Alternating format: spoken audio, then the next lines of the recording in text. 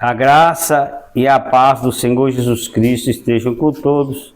Deus seja louvado por meio de Jesus Cristo. Parabéns, aniversariantes. Que Deus te dê muitos anos de vida. No final do culto estaremos orando por você. Mas não se esqueça, Deus é maior. Deus é o Deus do milagre, da cura. Aquilo que nós plantamos, nós colhemos. Deus é o Deus do perdão, do consolo. Basta enchermos nosso coração de fé e esperança. Amém. Porque o milagre pertence a Deus. E Ele dá a fé para os nossos corações. Amém? Amém. O profeta Eliseu havia ressuscitado o filho da mulher sunamita. E passado um tempo, o profeta Eliseu daria um recado. Muito tempo depois, ele dá um recado para ela. A leitura bíblica que iremos ler é sobre este recado. Eliseu tinha prevenido a mãe do menino que ele havia ressuscitado. Saia do país com a sua família e vá morar onde puder, pois o Senhor determinou para esta terra uma fome que durará 7 anos. Ao final dos 7 anos, ela voltou da terra dos filisteus e fez um apelo ao rei para readquirir a sua casa e as suas terras. Segundo a Reis 8, 1 e 3. Amém. A mulher sunamita teve uma atitude de generosidade ao hospedar o profeta Eliseu e seus servos Geazi em sua casa por um tempo quando eles passavam por lá. Não foi uma hospedagem assim contínua, mas toda vez que ele passava perto da terra dela, da cidade dela, ela dava moradia para ele, alimentação, pouso e tudo. Em decorrência deste ato de generosidade, muitas coisas aconteceram na sua vida, aconteceram na vida da sunamita. Perguntamos, o que resulta uma atitude de generosidade? Né? Se nós somos generosos, que consequência tem isso? Então o tema é generosidade e bênçãos. Generosidade e bênçãos. Vamos fazer a narrativa e vamos comentar alguns episódio. Eliseu tinha prevenido a mãe do menino que havia ressuscitado, né, sunamita. Saia do país com a sua família, que é o seu filho, né, e vá morar onde puder, pois o Senhor determinou para esta terra uma fome que durará 7 anos. O filho da sunamita, né, ressuscita. Vamos falar um pouco desse episódio do filho dela ressuscitar para a gente dar uma recordada. Não vai ser longo, não. Esse episódio está em 2 Reis, capítulo 4, versículo de 8 a 37. É mais ou menos isso aqui. Sempre que o profeta Eliseu passava pela cidade de Sunem, uma cidade na região da Galileia, quer dizer, em Israel mesmo, ali no norte, ficava na casa de uma mulher rica. Essa mulher não tinha filho, mas o profeta Eliseu orou a Deus e ela teve um filho. O marido já era velho. E o filho da sunamita morre. Ela deixa a criança em casa e vai atrás do profeta Eliseu e o encontra. O profeta Eliseu vai até a sua casa onde a criança estava, ou estava morta. O profeta Eliseu ora ao Senhor Deus e deita sobre a criança 2 vezes. E a criança volta a viver, ressuscita. Vocês estão lembrados dessa história, né? Para você saber quem é a pessoa que a gente está tratando, a gente tem que fazer essa recordação. Tem uma parte de tempo aqui, eu não vou entrar em detalhe. Gratidão. Ao avisar a mulher sunamita sobre a fome que haveria de ter e mandá-la ir para outro lugar, o profeta Eliseu demonstrou gratidão pelo bem recebido.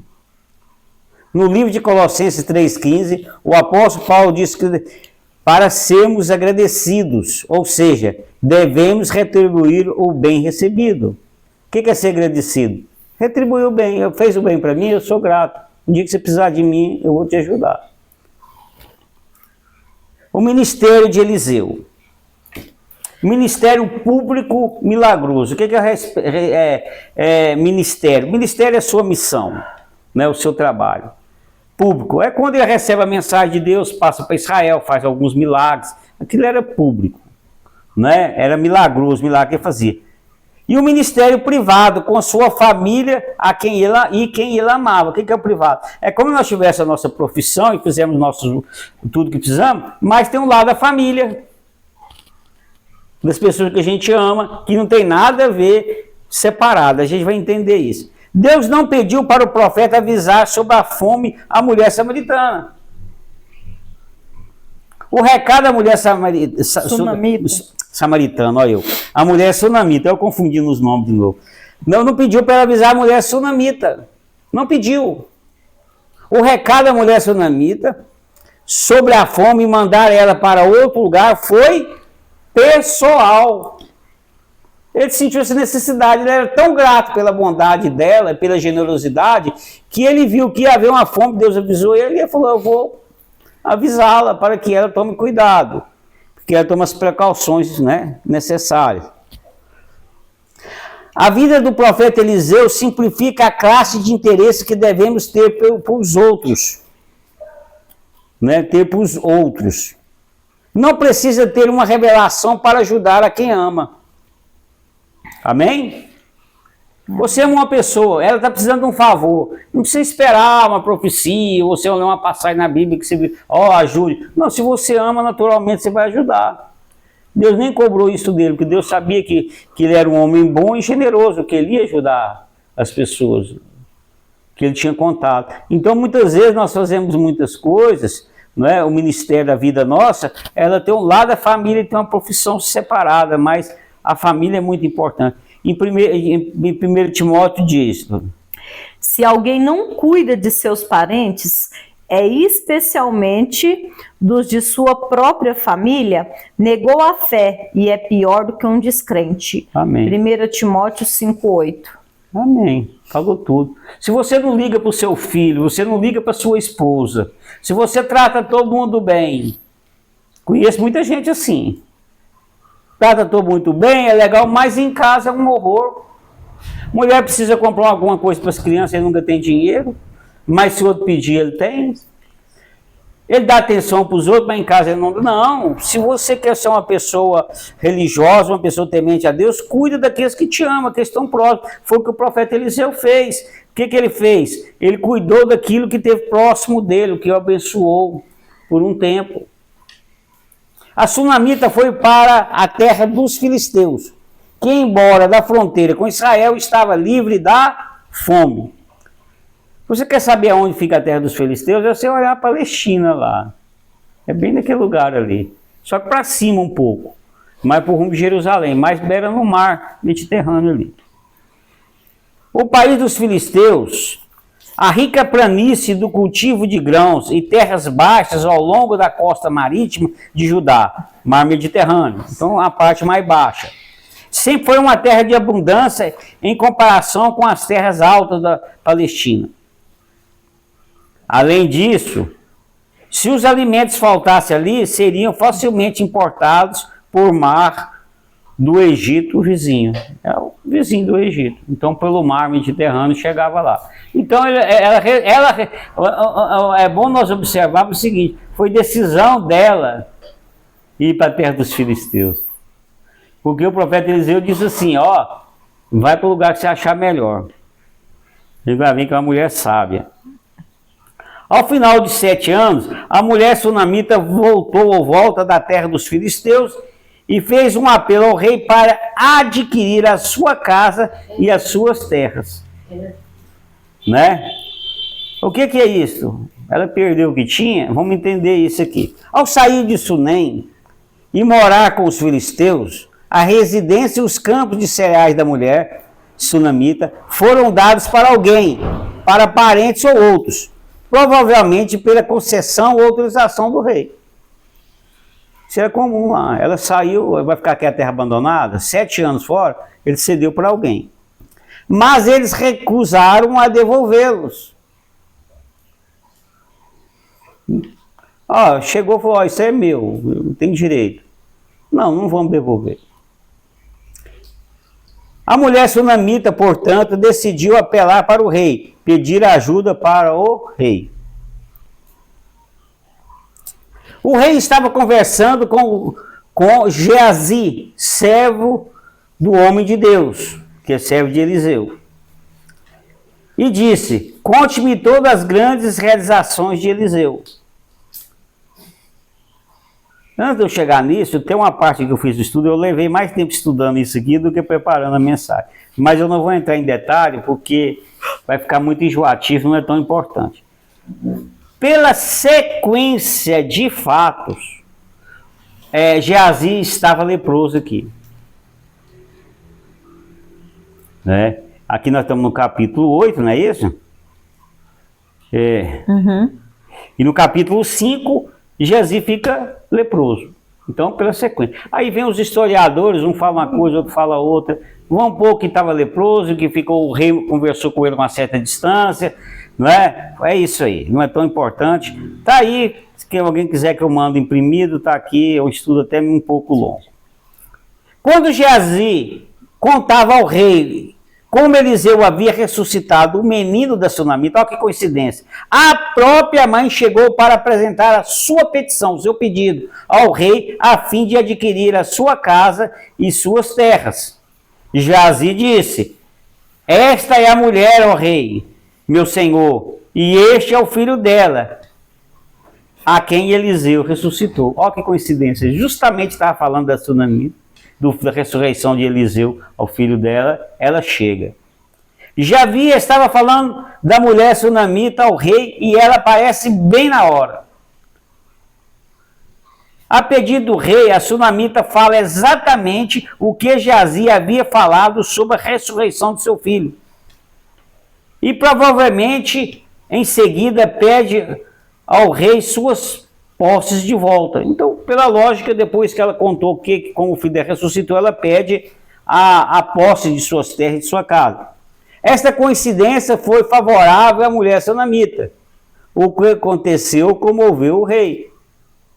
É muito interessante, você está falando alguma coisa de uma pessoa tão distante, não é? Que você nem imaginava nunca essa mulher chegar lá.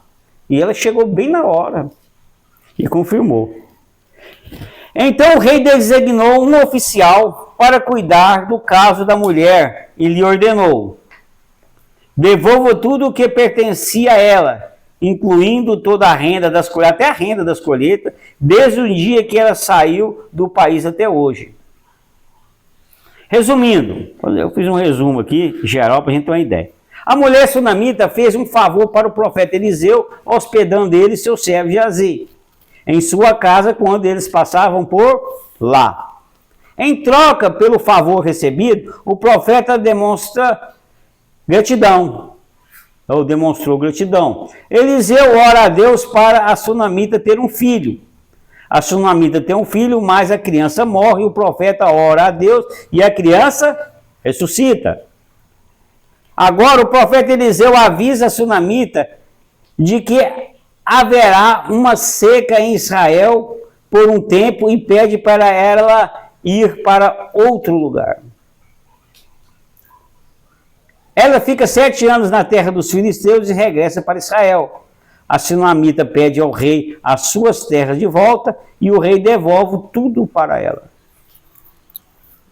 Nós vamos ver uma coisa aqui, o versículo que vai ser lido vai falar um pouco isso, a gente vai ver o tanto de favor que essa sunamita recebeu por hospedar. Se for pensar bem, foi muito pouco pelo tanto que ela recebeu. Ela teve um filho que não podia, morreu, o filho ressuscitou. Ela é avisada da fome, poderia ser prejudicada, ficou 7 anos filisteus, Deus cuidou dela. Ela volta e o rei devolve tudo para ela. Com uma generosidade que ela fez.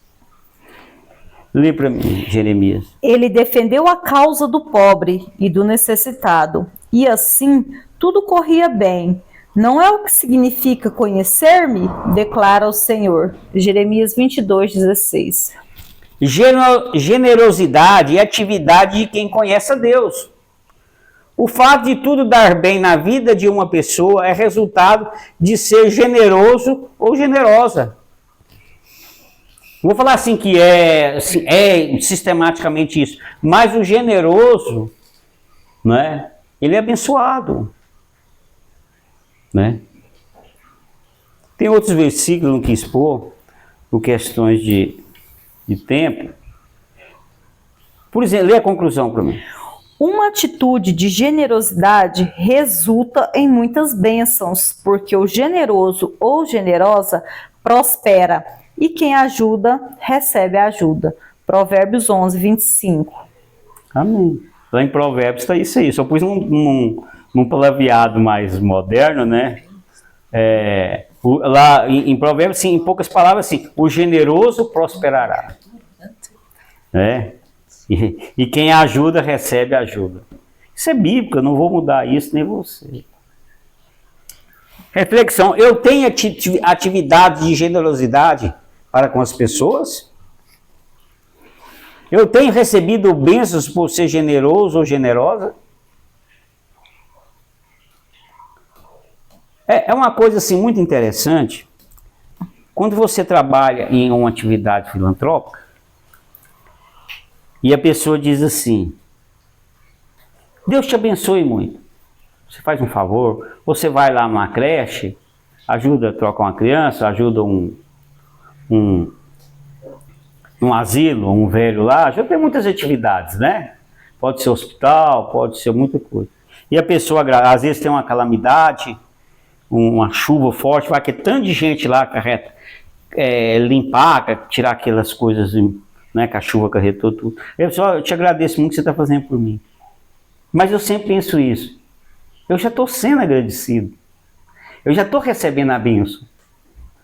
Só de você fazer uma bênção, um favor para alguém, você já está recebendo a bênção. Você se sente feliz em fazer aquilo. É da vontade de Deus, é do seu caráter. Deus te deu aquele amor. Então é bênção. Você faz alguma coisa para a pessoa e ela sorri, e você vê que ela ficou feliz, isso é uma bênção muito grande. Há casos que a pessoa faz um favor para o outro, e ele está saindo assim, aí o outro fala, ô, tá te chamando. Aí você, o que foi? Eu quero te abraçar. Isso é muito gratificante. Você chega, a pessoa fala assim, eu estou com saudade de você, que bom te ver. Isso é muito gratificante. Fazer o bem não é só receber a bênção ou outra bênção. Só o fato de sermos generosos é uma coisa muito boa. Você é generoso, logo tem um punhado de gente em volta de você. Tem gente que está querendo aproximar por uma conversa, por alguma coisa. É muito importante a generosidade. Generosidade é bênção em todos os sentidos.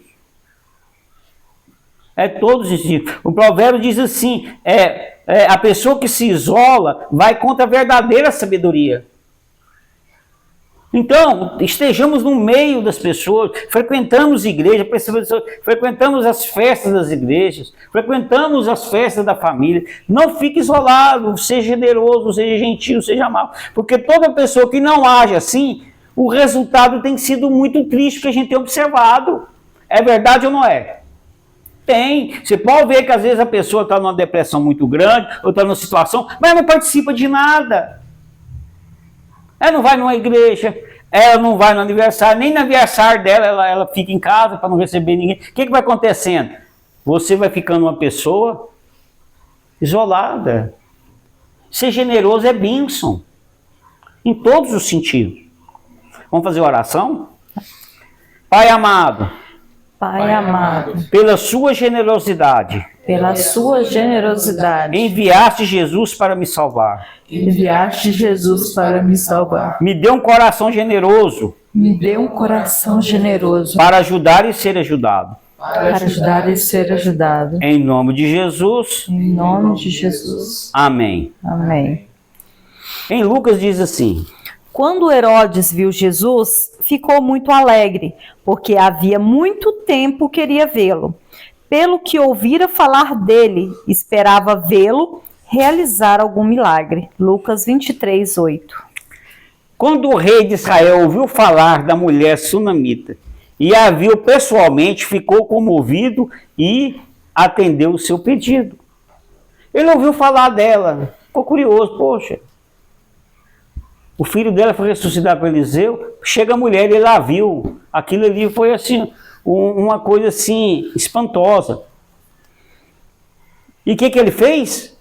O rei de Israel atendeu o pedido dela, devolveu as terras. Herodes tinha ouvido falar de Jesus e quando viu ficou alegre, mas não fez nada por Jesus. Jesus foi crucificado. Foi na crucificação de Jesus que ele viu Jesus. Ele tinha curiosidade de ver Jesus. Quando ele viu Jesus, ele ficou alegre. Poxa, eu queria conhecê-lo, eu conheci. Mas ele não fez nada. Ao contrário, foi omisso. Eu não tenho nada a ver com isso. Passou direto, voltou para Pilatos. Essa causa é sua, toma conta aí. Você tem ouvido falar de Jesus e tem visto os seus milagres. Qual é a sua atitude? A de Herodes, que não fez nada? Ou do rei de Israel, que restituiu tudo à mulher sunamita? Ouça sobre Jesus, veja Jesus e toma a atitude certa de aceitar o seu sacrifício na cruz por você, se ainda não o fez.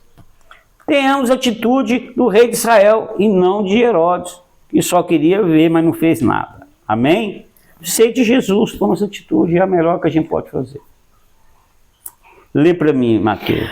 Portanto, se vocês, apesar de serem maus, sabem dar boas coisas a seus filhos, quanto mais o seu Pai, que estás nos céus, dará coisas boas aos que lhe pedirem. Mateus 7:11.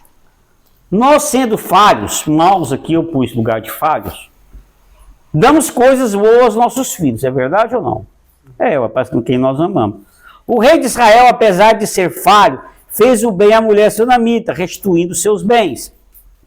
Quando mais o Pai, que está nos céus, sendo perfeito e bom, nos dará coisas boas quando lhe pedimos.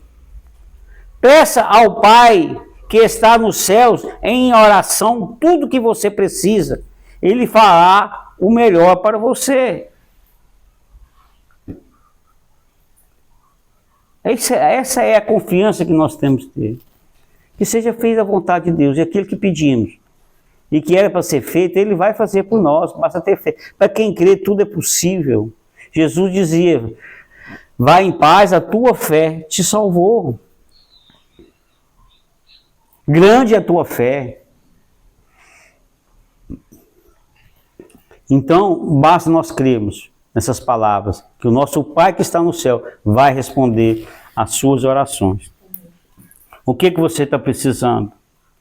É na área familiar, de convivência, área financeira, área da saúde, e tantas áreas que tem algum filho problemático, algum problema na família. Você precisa de algum consolo, ou perdeu alguém, ou com uma separação, Deus vai te consolar. Deus vai te dar a vida, porque Ele é o nosso Pai do céu, e Ele nos ama, e Ele vai responder as nossas orações. Então ponha diante de Deus agora o seu pedido. Vamos, eu quero orar por você.